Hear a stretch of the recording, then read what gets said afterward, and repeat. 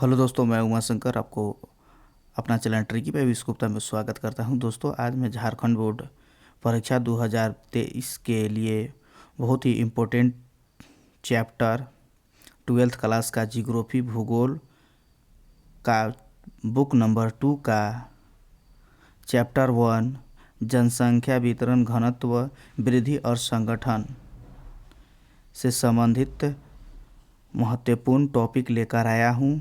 आज मैं आप लोगों को भारत जनसंख्या के वितरण घनत्व वृद्धि और संगठन के बारे में बताने वाला हूं, जो आपको फाइनल एग्ज़ाम के लिए बहुत ही वायरल वीवीआई क्वेश्चन है।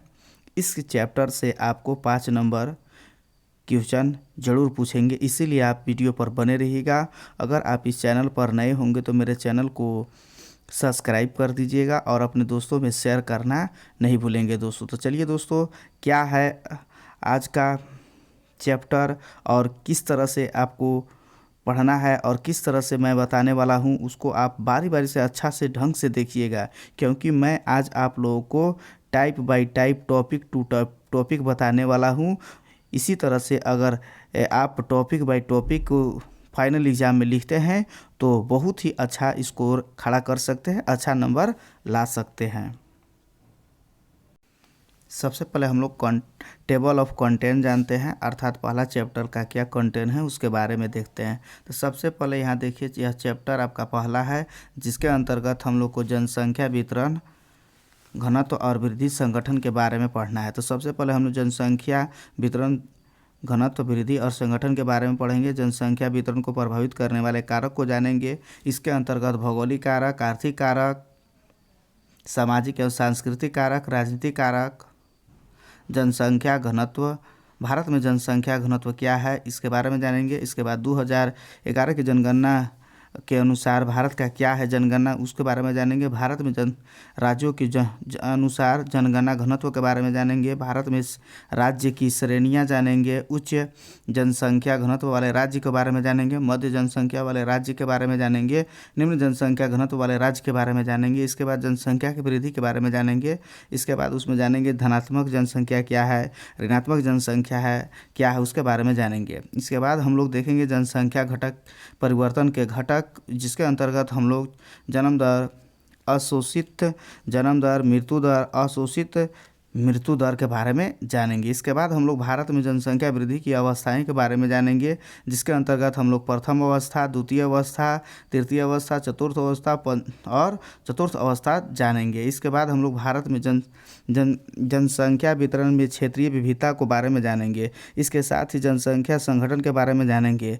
ग्रामीण नगरीय संगठन के बारे में जानेंगे, जिसके अंतर्गत ग्रामीण जनसंख्या, भाषाई संगठन, भाषाई वर्गीकरण, धार्मिक संगठन।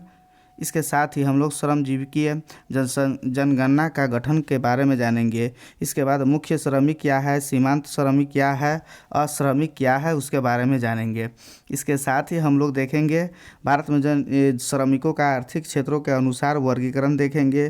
भारत सरकार द्वारा आयोजित राष्ट्रीय युवा नीति 2001 के बारे में जानेंगे। इसके बाद हम लोग वर्तमान दौरे में किशोरों की मुख्य समस्याओं की चुनौतियों के बारे में जानेंगे। इस तरह से हम यहाँ पर सबको टॉपिक बाय टॉपिक हम इसके मुख्य विस्तार के रूप में जानेंगे और समझेंगे। चलिए अब हम लोग देखते हैं जनसंख्या वितरण घनत्व वृद्धि और संगठन। जनसंख्या वितरण सभी प्राय किसी विशेष क्षेत्र में लोगों के वितरण से है। आसान भाषा में समझे तो किसी विशेष क्षेत्र में लोग कितनी संख्या में रहते हैं और कहाँ रहते हैं, उसी को हम लोग क्या कहते हैं, जनसंख्या वितरण कहते हैं। जनसंख्या वितरण को प्रभावित करने वाले कारक, इसके अंतर्गत हम लोग भौगोलिक कारक, भौगोलिक कारक के अंतर्गत जल की उपलब्धता, भू आकृति, जलवायु, मृदा।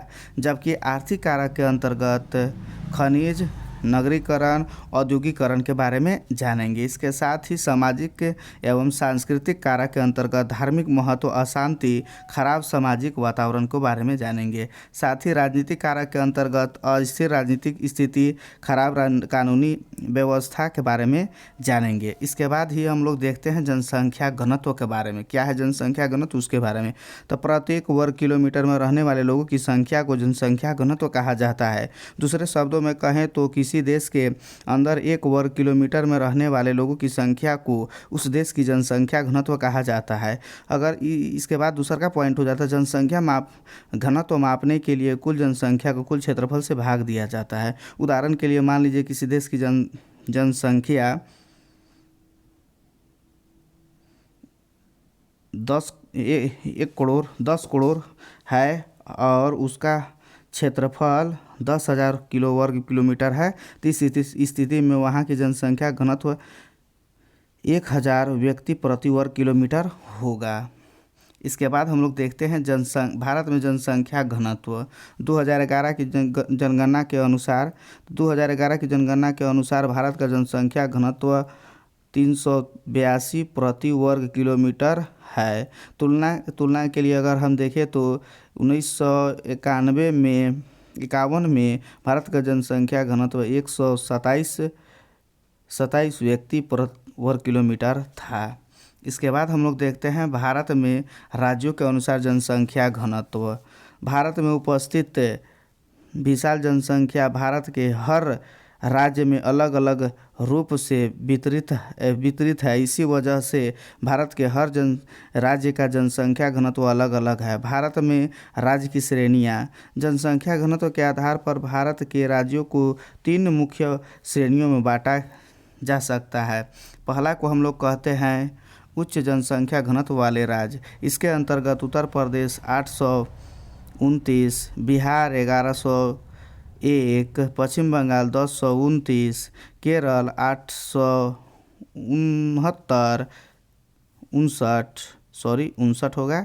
इसके बाद तमिलनाडु 555, जबकि मध्य वर्ग जनसंख्या घनत्व वाले राज्य में हरियाणा, झारखंड, आंध्र प्रदेश, गुजरात और असम होगा।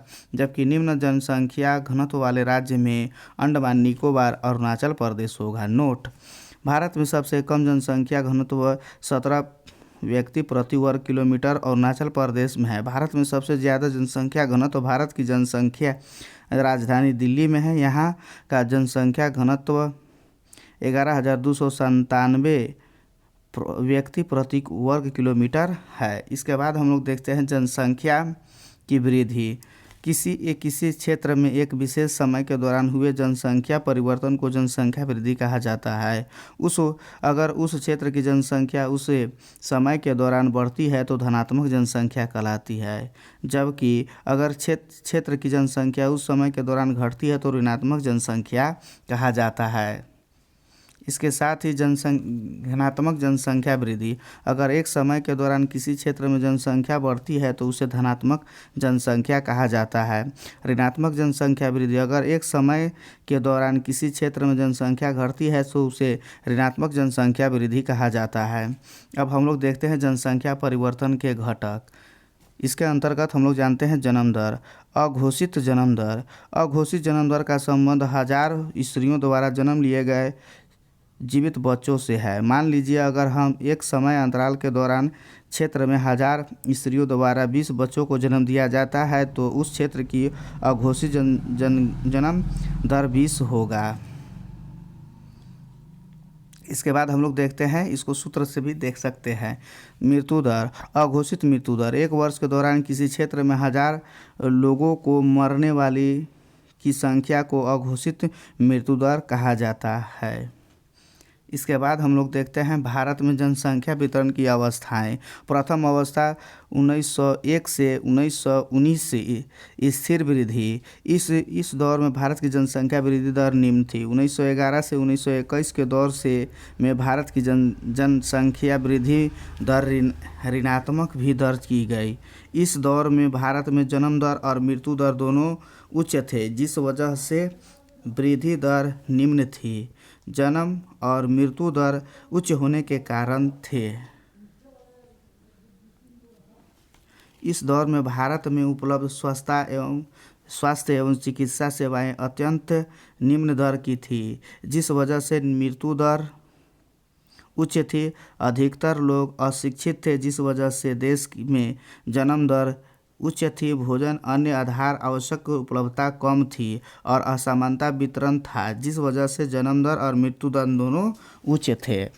इसके बाद हम लोग देखते हैं द्वितीय अवस्था। द्वितीय अवस्था 1921 से 1951 निरंतर वृद्धि। इस दौर में भारत में स्थिर जनसंख्या वृद्धि हुई। इस दौर में पिछली अवस्था की तुलना में वृद्धि दर ज़्यादा थी।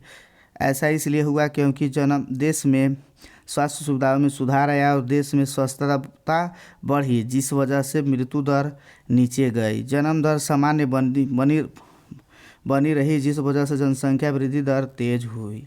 इसके बाद तीसरा अवस्था हम लोग देखते हैं। तृतीय अवस्था के अंतर्गत 1951 से 1981 तीव्र वृद्धि। इस दौर में भारत में जनसंख्या विस्फोट की अवधि में रूप में देखा जाता है। अन्य शब्दों में समझे तो इस दौर में भारत की जनसंख्या वृद्धि की दर सबसे तीव्र थी। ऐसा इसलिए हुआ क्योंकि स्वच्छता सेवाओं में सुविधा और काल्पनिक नीतियों के कारण मृत्यु दर में गिरावट आई और प्रजनन दर में वृद्धि हुई, जिस वजह से जनसंख्या विस्फोट हुआ, यानी जनसंख्या बहुत तेज़ी से बढ़ा। इसके बाद हम लोग चौथा वर्ग देखते हैं। तो चौथा वर्ग के अंतर्गत यहाँ बताया गया है चतुर्थ वर्ग 1981 से वर्तमान घटित वृद्धि। इस दौर में धीरे धीरे जनसंख्या वृद्धि दर घटने लगी क्योंकि देश में शिक्षा का प्रसार हुआ, विवाह की औसत आयु में वृद्धि आई और लोगों की जीवन गुणवत्ता सुधारने के कारण जन्म दर नीचे जाने लगी। इस तरह से इसमें बताया गया है। आई होप ये वीडियो अच्छा लगा होगा तो मेरे चैनल को सब्सक्राइब करें और इसका पार्ट 2 मैं जल्द ही आप लोग को लेकर आऊँगा। Thank you, best of luck.